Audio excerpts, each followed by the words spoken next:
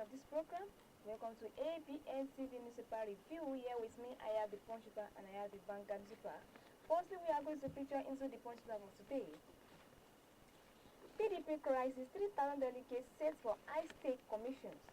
Tension is mounting in the factional camps of the opposition People Democratic Party as more than 3,000 delegates prepare to converge on the ancient city of Ibadan, Oyo State, for the party's National Elective Convention. The event billed for November 15 to 16, 2025, has been a subject of controversy among two warring camps in the party.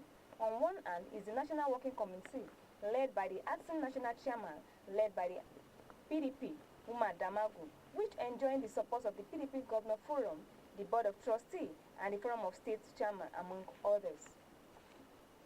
Though outnumbered by the Damagu-led camp, the faction led by the federal hiding Tramadol's influence, Angin elected his own chairman during the governor to their cases.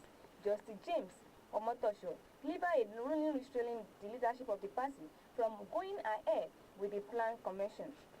It also barred the Independent National Electoral Commissions from monitoring it and argued that the PDP failed to comply with it or monitor it and required certain delegate officers to notify NF of the commissions. PDP crisis, 3,000 delegates set for high-stake convention. The full details of these stories inside the Punch paper for today.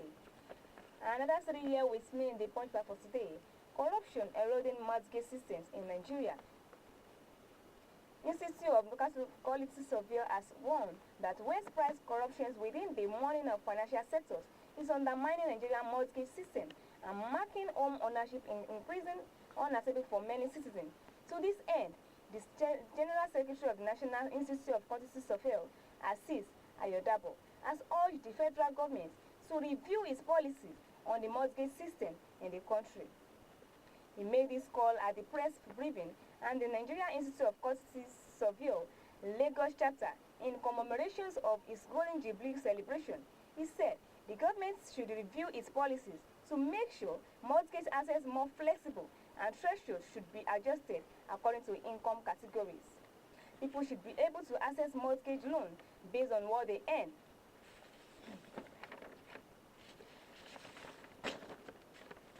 Corruption eroding mortgage system in Nigeria, says the NIQS. The full set of these stories inside the Punch paper for today. Another story here with me in the Punch paper for today. 2027 earlier calls opposition stakeholders for political rearrangements. Benin State Governor Anchetu Alia hosted a dinner for top politicians in the state as part of preparation of 2027 election. The initiative aimed at boosting the governor's second terms and bid as spark inside debates across the state and beyond. The Benin State Governor Alia recently opened a new chapter in the 2027 political race with an event sack. The campaign dinner last month, which sparked massive reactions across the state. James Ogonga, Publicity Secretary of the Caretaker Committee, described the dinner as a platform to bring together like-minded individuals who appreciate Governor Alia's performance, especially his development stride. And to chart a way forward, the dinner at its governance house was colorful, with most initiative in attendance. It's followed by an expanded APC Congress meeting, where some attendees formally defected to the ruling party. Alia described the gathering as one of the fellowship and a dialogue aimed at strengthening unity and sharing progress recorded across the state in the past 2 years. The governor stressed that this administration was fighting for the soul of Benin and said collective efforts were needed to sustain ongoing transformations. He also used the occasion to explain the decision to prayer of 100 billion naira loan. 2027 earlier calls opposition stakeholders for political rearrangements. The full set of these stories inside the Punch paper for today. And before we come back to the second edition of this program, the Vanguard newspaper, we would like to go for a break and listen to what we have for you in our studio. We'll be right back for the second edition of this program.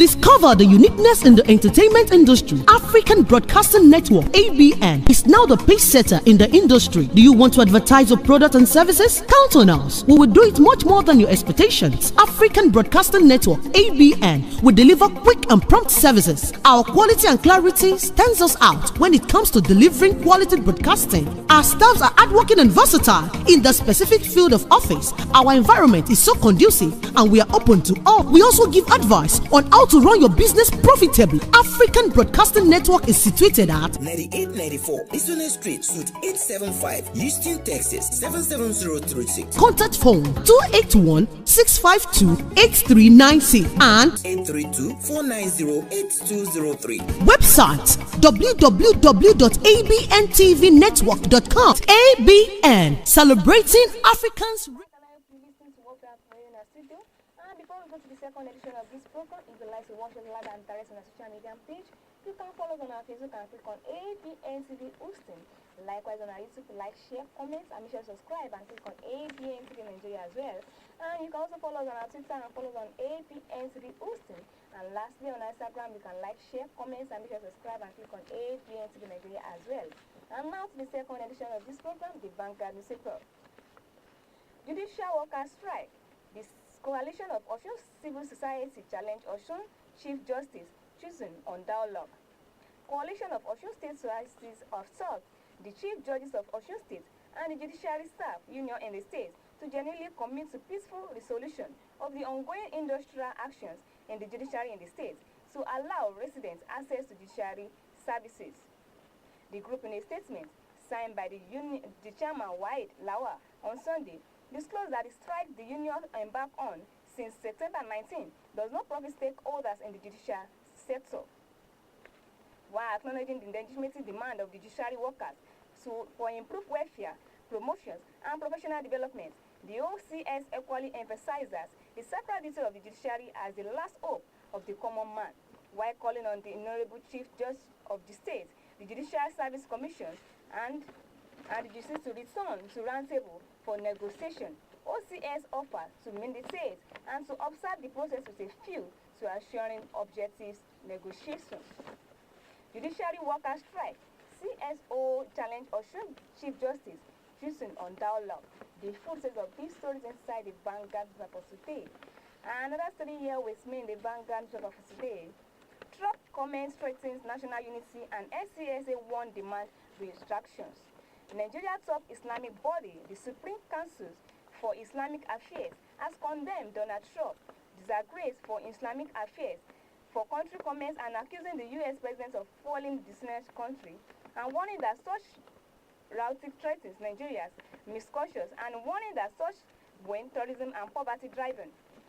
The NSIC Secretary General Professor Isaac Oloyode said the council was disturbed that center individual and the group had misled foreign governments with claims of Christian genocide in Nigeria. He described the nation's security challenges as affecting all citizens regardless of faith or ethnicity. The NSCIA criticized Trump's remark, saying it was inconsistent with the postures of any ally seeking to support Nigeria's fight against terrorism. The council urged the U.S. president to retract his statement and instead provide credible intelligence, logistics, and human capacity support to aid Nigeria's security efforts. The General Officers of the Redeemed Christian Church of God, Pastor Enoch Adeboye, also urged President Bola Tinubu to actively to end insecurity in Nigeria and advising him to seek a 100 days grace from the President of the United States to enable him to tackle terrorism in Nigeria. Trump commits threatens national unity and SCAIC one demand retractions. The footage of these stories inside the Vanguard of today. Another story here with me in the Vanguard of today, which is the last story here with me. Federal government urged to add forces as numbers of hearing impair Nigeria rises. The president of Speech Pathologists and Audiologists Association of Nigeria, Professor Jolos Ademokoya, has raised alarm of the racist prevalence of hearing disorder in the country, revealing that 8 million Nigerians are currently living with hearing impairment. He called on federal government to take urgent actions to address what he described as a growing public health emergency. Ademokoya made the disclosures at the 2025 SPAN annual conference held at the CAF Auditorium, Department of Human Nutrition and Dietetics, University of Ibadan, Oyo State. Speaking on the sidelines at the event, he noted that available statistics show that 6 out of every 1,000 children born in Nigeria suffer continuous hearing loss. Many adults, he added, that also contributed to hearing and speech disorder resulting from accidents, drug abuse, illness, or genetic factors. He expressed concern that cultural misconceptions and low awareness continue to hinder early diagnosis and interventions with many families and delaying professional evaluation with children slow signs of communication disorders. Ademokoya warned that an untreated communication disorder can escalate into mental health crisis and contributing to drug abuse and in some cases suicide has affected individuals and struggle with insolutions and frustrations. Also speaking, the special advisor to the Ekiti State Governor on Special Education and Social Inclusions, Mrs. Adeton Agbola, urged parents not to hide children living with their disabilities and emphasizing that every children deserve education, assessment, and inclusions.